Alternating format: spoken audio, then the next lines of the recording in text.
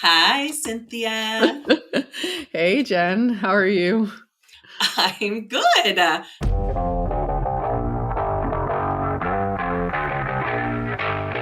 Welcome to the Marketing Duo podcast, the podcast where marketing experts Cynthia of Digital Bloom IQ and Jen of Jen Vasquez Media come together to share their wealth of knowledge and insights on scaling your business. Each episode, Cynthia and Jen dive into the latest marketing strategies, mindset shifts, and also growth tactics specifically designed for ambitious female founders who are tech savvy and eager to enhance their marketing game. Whether you're looking to fine-tune your approach or discover innovative ways to accelerate your business, the Marketing Duo podcast provides actionable tips and inspiring conversations to help you reach your goals. Tune in for a blend of practical advice and empowering discussions tailored to help you thrive in the ever-evolving digital landscape.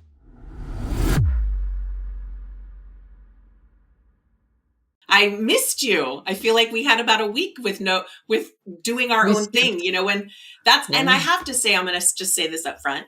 I think when we decided to do this podcast, because we're both scaling, we knew as much as we want to work together and to do this, we also needed it to be easier than what we're doing in our business. And so there's going to be times when we don't meet and we'll figure it out the next week. So I really appreciate that working relationship with you because it does make me excited to film the podcast versus feeling stressed, like I just don't want to get on. Do you know what I mean?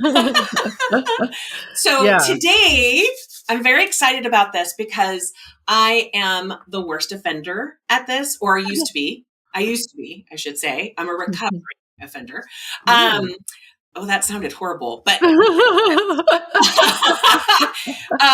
everyone used to say, do it messy, right? Show up messy.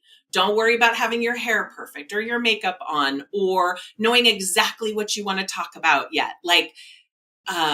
Or launching things, right? You don't have to have everything done before you launch a program. So today we're going to be talking about doing things messy and how it can help your business.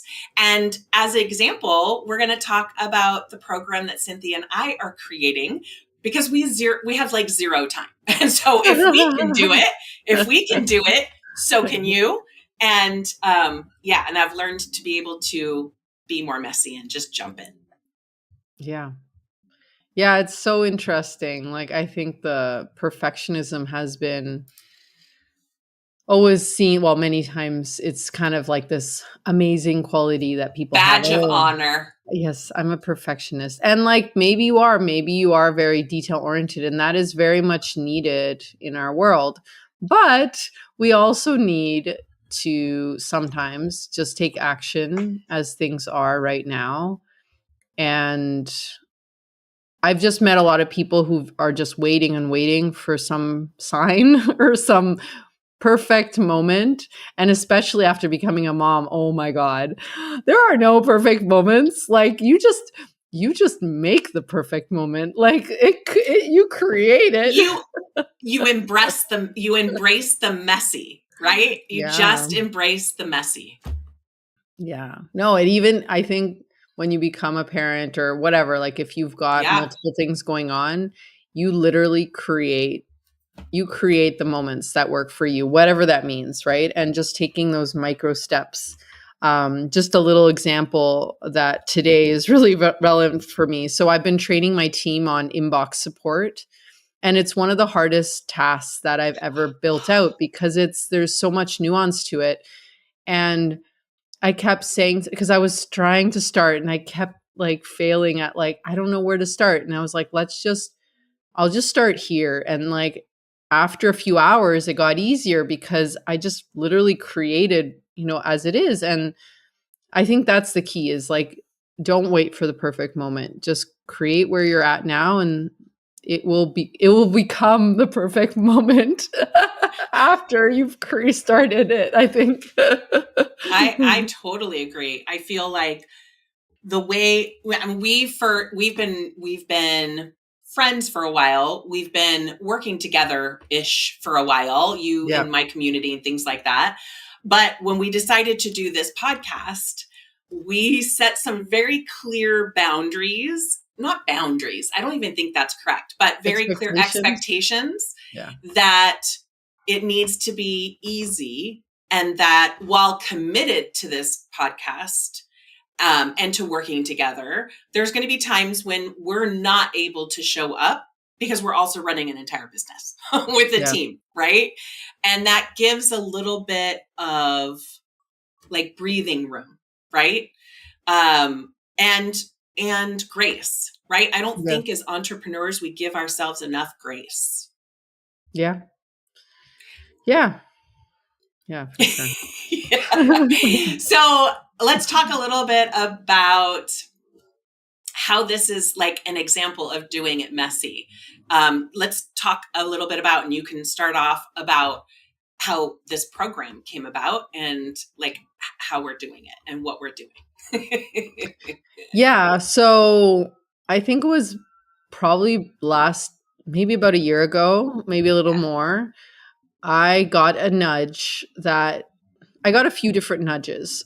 First, I definitely knew I wanted to collaborate with you, Jen. Like we were doing, we're still doing our Facebook group trainings, and that was happening monthly. And I was having a lot of fun, and we were getting results from that. And so something felt right there, right? So that was like, I guess, a clue. And then on the other side, I just felt also personally a desire to do a collaborative service or offering. I didn't know anything else like that. That was like as far as I got. And the reason for that is that, again, I'm in a very different season of business than from where I've come from. Like I would launch multiple times throughout the year by myself. I had a lot of energy for that and time and space. And now I have different time and space. You have different priorities when you have a child. Yes. Yeah, just different. It's totally different. And I'm not saying that it's worse or better. It's just different. And so I just realized like I want to collaborate with someone. And at the time I wasn't super focused or obsessed with a paid offer. I just knew it had to be a collaboration. And so that's where the podcast came into play, because we were already both with our podcasts, right? And we were having these conversations. Both marketing podcasts, by the way. So most people would be like, why do I want to do another marketing podcast? I got that question a lot. Yeah. But I guess for me too, I also realized I wanted a space to be able to talk about digital marketing a little bit more broadly and entrepreneurship or, solopreneurship, female founders, because I kind of talk about that on my podcast, but the focus is very much SEO. And of course, I bring in other experts and we talk about all sorts of things, but it just felt like a very different vibe. And so, so this was my messy action. I just reached out to Jen and I was like, would you want to do a podcast, or what would, could we do something? Because the monthly trainings were, a commitment and there was expectations around that, but it was also very, I guess it wasn't as maybe structured as what we're doing now. Right. Yeah. And I feel like too, one note that I think, if you're looking to partner and collaborate with someone else, I think it's very important to point out that we both have a similar ideal client, and that you have your nuances and I have my nuances, but really female service providers, if you boil it down, like I lean toward the photographers, you lean toward those types of things. And I feel like if you're going to collaborate, I think it's important that you do have similar ideal clients. You can do whatever you want to do. I feel like it's easier because we don't have an issue. I mean, just to be honest, and maybe you'll know this, but we don't do like a ton of prep time. We come up with like a topic, or when we have a conversation, and you'll notice in this podcast, we say a lot, we need to do an episode on that. Oh, we need to do an episode on that. So we just pick a topic and we just talk. There's no scripts. There's no nothing. It's super easy in that way. So I think that's helpful that we do have the same sort of ideal client because it's pulling in the same people. Yeah. Again, that wasn't very, at least from my end. I don't know about you, Jen, but it wasn't super strategically thought out. It's not like I was like, okay, who's in my network who has a similar client and who I get along with. It was more like I woke up one day and I was like, I want to do a collaboration. Like I want to work with someone. And I was like, I love working with Jen. And it like that, those were the two things that kind of came together. It was like, we're already doing it, but how would we do it a little bit more? Because the monthly trainings we'd already been doing for a year before that, I think. At least a year and a half. Yeah. And then it starts to peter out, right? Facebook groups don't have as many people showing up. And we wanted a bigger stage for our conversation. So I think that's helpful. Yeah. And then after that, it was kind of, again, the next pitch was, we're having fun with the podcast. And now I want to launch a paid thing. And what does that look like? And literally, like, the messy action is literally just talking about it. Like, it's not very complicated. There's nothing like else that really, it was just me thinking about it and then just brainstorming on Voxer with Jen about like, what could this be? Like, what do you want to do? What are, what could be? Like, it was just all potential. Like, there's no strictness around it yet. Yeah. Like, it's just kind of that first draft. Yeah. And I think also we both want to set up a program that is less heavy lifting, right? Yeah. Where you or I can trade off on live things or whatever it is, so that it's not all on our shoulders, because we also have businesses and services that we're still pitching. And so, and I feel like we're both, or at least I am, we're very passionate about people using search marketing platforms like YouTube and Pinterest and SEO Google, right? They're the three platforms that tend to get more traffic to your website than like social media platforms. And most people, because it takes time for search marketing platforms, we really are going to have some education that we needed to do around why it's so important. And so I feel like Pinterest and SEO, they go together like peanut butter and jelly. Like it's just, it is complete. There's nuances on both of them, of course, but I feel like they work well together. Yeah. Yeah. Again, that wasn't something I really was thinking about at all, but it happened, right? It's so true. Like when you say that, like, yep, that sounds very strategic, but it was more like whatever we launched, like I knew we would have fun and we'd be able to sell it because we both understand the value of each other's work and we've seen the results that the other person provides. So like, it was like, well, whatever we launch, we have value and both of our audiences would benefit from that. That was the other thing. I approached the conversation with I ran a group program last year that did really well. And one of the learnings I had was to pre-sell it as I was building it. And so that was something I approached Jen with, of like, I learned this thing. And actually, now that I think about it, I did actually, because I did that group program, I went into this year thinking I want to do that again, but I don't want to do it alone. So that was my initial intention as well. But like, I already went to Jen and I was like, this works. Do you want to do this with me? Right. So that's another little tip. And I think we have another episode on collaboration is, again, if you have an idea and you want to collaborate, go to the other person with something to offer. And I know some people might be like, oh, but what if they steal my idea, blah, blah, blah. Like, I'm not saying giving them the whole concept. Give them like something that's worked for you or something that you want to bring to the table. Because if you're always waiting for the other person to do everything, I mean, obviously that's not a really nice. It's not collaborative. But I'm just saying, like, that's a way to pitch it too. Like, if you want to convince someone, tell them what's worked for you, or tell them the research you've already done. Like, do a little bit of that work, because that's already very attractive in a collaboration. And that was something that, again, I was surprised, because I was able to sell a few spots like months and months out. And I was like, I didn't know I could do that. And anyway, it was just like a fun surprise. Yeah. And I think also sometimes a lot of times the selling it while you're building it is really important to let you know if what your idea is viable, right? Oftentimes we'll build this whole course or this lots of work, right? This whole that. Yeah. And then we have crickets. Like, so we're going into this with, we know, generally speaking, like what we're going to do and like how we're going to do, maybe not how we're going to do it, but what we're going to do. Yeah. And then we'll know by working on the pre-sales if it's worth all the work of doing what we're going to be doing in the program. Yeah.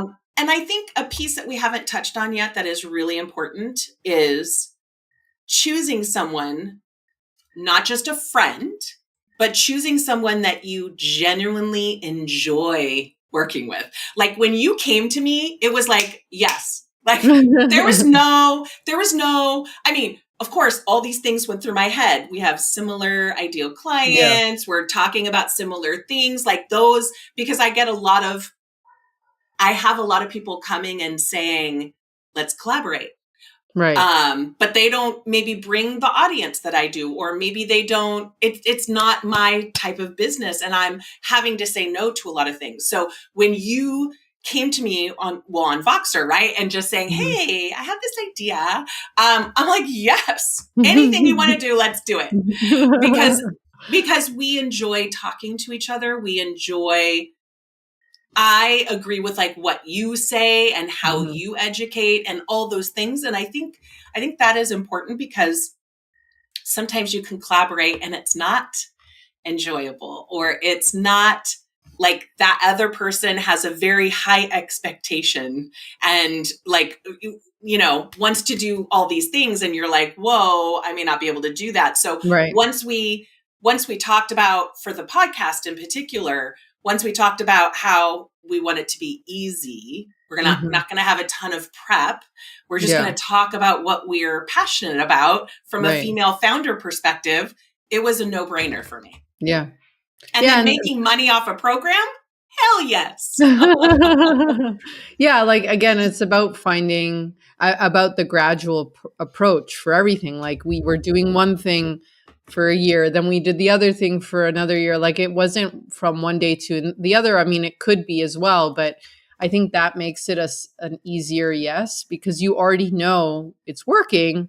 So just layering on a little more work, it makes it easier, right, to see it happening, right? And we just discussed before getting on and recording this that we're going to be outsourcing a piece of our workflow, because it's something that we think is worth it to give us time back. So you don't have to do it all yourself either. Consider outsourcing certain pieces if it makes it easier. And obviously you want to have like a return on your investment. You want to be thoughtful about any investments you do, but still, I mean, yeah. You can, and we have another episode about like how to hire your first VA, and we have a bunch of thoughts on that too. But yeah, so going back to the messiness of it. So literally, you know, me reaching out and being like, I want to do a group program. I think it should be about marketing, but I'm really open to like, it could be about different things.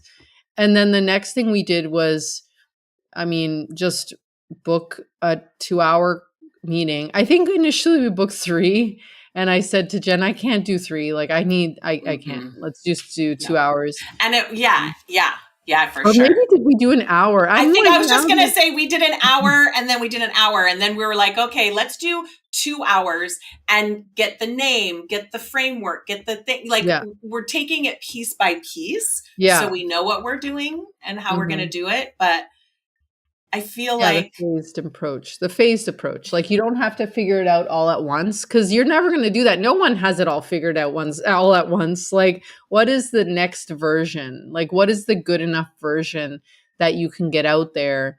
And then, like you said, Jen, like, you can do a little bit of tease marketing to see what the initial yes. reaction is.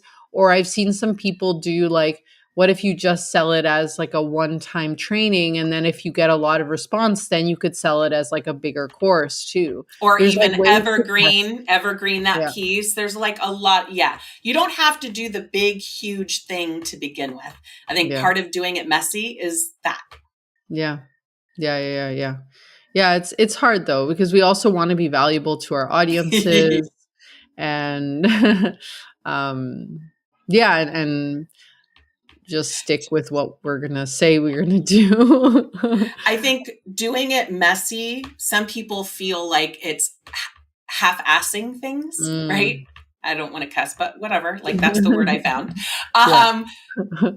And so you can do it with integrity without putting in a ton of blood, sweat, and tears up front. So we're talking Yeah. about doing the work after, proving the concept, potentially selling part of it or teasing part of it, and slap a big old beta on there. And people know that Yeah. it's messy and they're getting it at a discount because of that reason. And then we tighten it up and we go through and make everything better and better and better.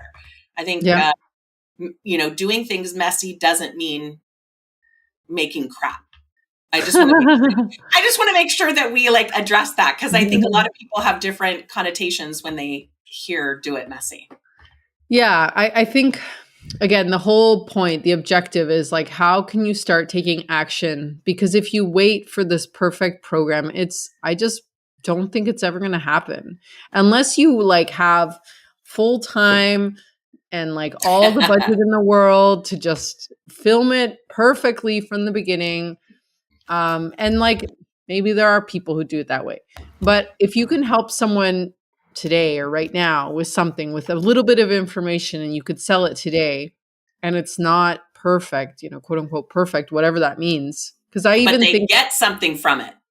I They paid get money something, yeah. for courses that were beautiful, but they still had mistakes in them. Like, there's always going to be something, right? Even if you have all the budget in the world and all the time in the world. So messy could look very different for different people, and like maybe your threshold for messy will be different than like the next, everybody's threshold is different. But it's like, what can you take action with right away today that will get you a little bit of traction, a little bit of movement? Another example is, I had this idea about a month ago to email, to do like an email newsletter for my existing clients, just Like telling them about, updates on SEO or something like that. yeah, and like a little bit about, like, just a little bit about updates we're doing to the service, and like making them feel seen and heard, and that sort of thing. And I was really, really struggling because I struggle to write email newsletters. So So of do course I. Oh, I turned to my friend ChatGPT, and I was like, I want to do a VIP newsletter. But the funny thing is, like, even after I finished it, I only sent it to like a few clients because that's messy, right? Like, I was like, I can only do, right, I have time, because I don't do it with my normal email yeah. system. I'm doing it more manually, which is fine. Like, I think sometimes, again, we like put these excuses of like, I don't have that fancy tool that I need to buy. I don't have that budget. Yes. I need to blah, blah. It's like, forget about all that. Just send a normal email. That's what I did. It took longer, so I only got to 2, but I know I'm going to eventually send the other ones. Like, there's nothing out of integrity with me doing it kind of Yes. scrappy, right? It's like, it's still a good newsletter. And let's say it's successful, and I'm assuming potentially part of the goal is Mhm. to have clients increase their services or Yeah. get a new service. Like, it's a way to talk about all the things you're doing, because so many people don't, even if they're working with you, they don't exactly know maybe all of your Right. services. So it's Right. smart. And if it's helpful and it works, then you can make the automation. But don't Yeah. do an automation unless it works, right? Or unless you're committed to doing it. There's no need Yeah. to get onto the back end of things and do Yeah. all the necessary things. Yeah. Just do it scrappy. Like, you don't need any fancy tools. Do it like low cost, and then you can always go back and reinvest. But that's another one I see people get tripped up by. They're like waiting for the fancy thing, and it's like, you might not even need that. Yeah, exactly. The same thing is like, I always tell people, start with Pinterest's free tool Right. before you go to a Tailwind. And same Mhm. thing for you. Don't pay big bucks for an SEO tool that you Yeah. may use and in like just a tiny part of what that robustness is, Mhm. unless it's something you're going to be committed to doing. Same Yeah. same difference. Yeah, even if you get more advanced, I still don't really recommend buying an SEO tool, because unless you want to become an SEO expert, you don't need it. You really don't need it. Correct. Correct. I mean, So I've it's the learned same that from thing. you. So, Oh, it's good. I love it though. I think over time you get better. I've gotten better at just taking action. I still struggle with it, of course, but I've just gotten better at like, okay, I have 15 minutes. What can I do? I have 5 minutes. What can I do? And just start. yes. I mean, you can even make part of your to-do list in how long it's going to take too, Yeah. so that when you have an open space in your calendar, you can look at your to-do list and add that in. Yeah. So, yeah, I think that's smart. So, doing it messy can end up helping you to grow your business, and then you can make it pretty and add the bells and whistles and add the automation and Yeah. all the things ahead of time. Yeah. Like, I see so many people who want to create a course. I'm just saying that as an example because Yeah. everybody was wanting to do it for a time, and they spend all this money on the whole education portal and they don't Yeah. even have the content yet. Yeah. Like, and then they're struggling with how to use that, and they go to YouTube University to Mhm. try to figure out how to use all of the tools, when if you focus on the curriculum or Yeah. the information that you want to help people with, Yeah. you can just figure it out from there. Like, you Yeah. can make it automated or put it in an education portal when you've proven that concept and you have people who want to work with you. Yeah. And now, I mean, it's easier than ever. Like, there's so many platforms for everything. But when I started my SEO course, I just hosted it on my website. Like, I literally created a password protected page. All websites you can do that. Like, Yes. was it the most secure way? No, because that password probably could be shared. But I Yeah. didn't care. Like, that was the simplest way. And I would just host it on there. You could even do it without a site. You could just have your videos, like if you uploaded Yeah, it like to a YouTube, YouTube unlisted unlisted. YouTube Yeah, list. Yes. you don't Yes. need anything else. So I think with everything, like, just you don't need anything fancy. Just start like the simplest way. And if you don't know the simplest way, like, ask ChatGPT, like, what is the low cost way for me to do this? Because maybe you don't have like that tech brain to figure that out. But Yeah. even like, I had a coach when I started, she would just email me like she did audio lessons, and there was no platform. She just emailed the audio lesson. So Like, smart. so simple, right? Like, So just email simple. the thing. Like, that's all you need. Like, an email. You don't need any fancy platforms. So and that you can definitely prove a concept in that way as well. And you're seeing this Do It Messy live. One Mhm. reason, because we don't script our stuff and we're just talking Mhm. off the cuff. But in terms of this program, I think you've heard about it probably in a couple episodes by Mhm. now. And I talk about it with clients. Oh, I'm coming up with this. Like, you want to talk about it before it's Yeah. done, because that's your proof of concept. When you have Yeah. people that are like, oh my gosh, I totally need that. It doesn't mean they're going to be a student or a client for it, Right. but at least you understand that it is needed or that someone needs it. Sometimes, I mean, the things I've come up with in terms of services and like did away with because it was just not something I wanted to do. I think Yeah. that's what taught me the lesson of doing it messy. Don't Yeah. set everything up to crickets. Yeah. Talk about it in the process. Talk about that you're in the process doing it. Give those little sneak peeks. Give the frustrations. Give all of that stuff. that's a way for you to talk to your, I hate the word audience, but for lack of a better word, your audience, wherever that is, and get that interest to make it work. And fortunately, because we both have clients and we both have email lists, and those people are looking for that search marketing education, it will be a little easier than doing it on our own. Yeah, or just like, also another tip is like, just pitch people individually. I think we're all like, you did that with a program. Yeah, like I think that we're all kind of scared when you start. It can be scary to sell, right? Like the rejection, if people will like it, you don't know, will it work? But if you're running a business, you have to sell things. Otherwise, it's like a little Period, the hobby, end. right? Yeah. So going out there and individually saying to people, "Hey, I have this thing," I think it would be a good fit for you if you honestly think it's something they might need. And then also ask them, what do you think? Like, get feedback, because that's also a way for you to learn, like you just said. Well, and not only that, just from a pure marketing standpoint, because I geek out on this stuff, when you ask them about it, all the words that they use to talk about it with you are part of your copy. Like you're building in information to put on that landing page, or to talk about if you're one-on-one selling this. Super smart. Yeah. Don't be scared to pitch people individually. And like, the worst, obviously, they can say is no, if that's really the worst.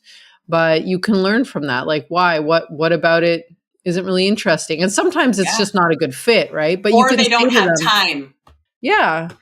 Or maybe they don't have that budget. But you could just say to them, look, I'm getting market research. I'd love to get your feedback on this. And like, you don't even need to pitch them straight out. It could just be more of like a market research thing. That's literally what we're doing with this program. I've never done that before, so I'm excited to do that. Like, market research gets you the words, tells you if you have a viable something, as well as potentially building in students. Yeah. I think we'll leave it on that note. Definitely doing it messy makes it easier in your business, especially if you're at that point of scaling like we are. It is something that we really want to think about and do in our businesses. And then, of course, doing it with people we enjoy working with. Have fun. Don't forget to have fun. Yeah. All right. We'll see you next week. Bye. See you soon. Bye.